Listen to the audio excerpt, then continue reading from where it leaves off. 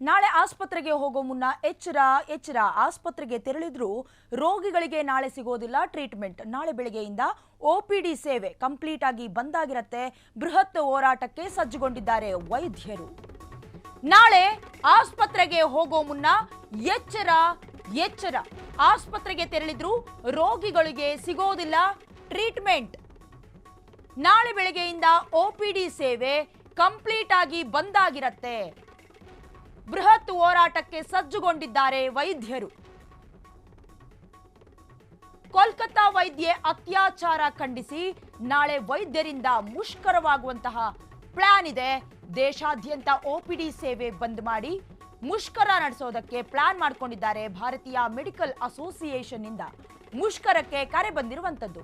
ನಾಳೆ ಬೆಳಿಗ್ಗೆ 6ರಿಂದ ಸಂಜೆ 6 ಗಂಟೆಯವರೆಗೂ ಒಪಿಡಿ ಸೇವೆ ಯಾರಿಗೂ ಕೂಡ ಸಿಗೋದಿಲ್ಲ.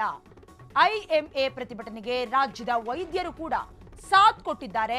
ವೈದ್ಯೆಯ ಅತ್ಯಾಚಾರ ಕೊಲೆ ಖಂಡಿಸಿ ರಾಷ್ಟ್ರವ್ಯಾಪಿ ಒಪಿಡಿ ಬಂದ್ಗೆ ಕರೆಯನ್ನ ಕೊಟ್ಟಿರುವಂತದ್ದು.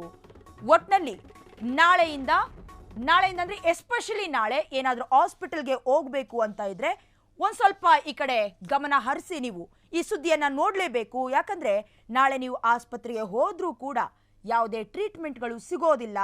ನಾಳೆಯಿಂದ ಒಪಿಡಿ ಸೇವೆ ಕಂಪ್ಲೀಟ್ ಆಗಿ ಬಂದಾಗುವಂಥದ್ದು. ಯಾಕಂದ್ರೆ ಕೋಲ್ಕತ್ತಾದಲ್ಲಿ ವೈದ್ಯ ಅತ್ಯಾಚಾರ ಏನು ಆಯಿತು ಅಂದರೆ ರೇಪ್ ಆಯಿತು, ಅದಕ್ಕೆ ಸಂಬಂಧಿಸಿದಂತೆ ಕಂಪ್ಲೀಟ್ ಆಗಿ ವೈದ್ಯರಿಂದ ಮುಷ್ಕರವನ್ನು ಮಾಡ್ತಾ ಇರುವಂಥದ್ದು.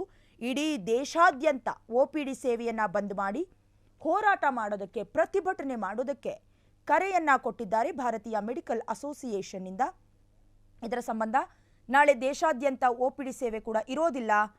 ಅದು ಕೂಡ ಬೆಳಗ್ಗೆ 6 ಗಂಟೆಯಿಂದ ಸಂಜೆ 6 ಗಂಟೆಯವರೆಗೂ ಒಪಿಡಿ ಸೇವೆ ಇರೋದಿಲ್ಲ.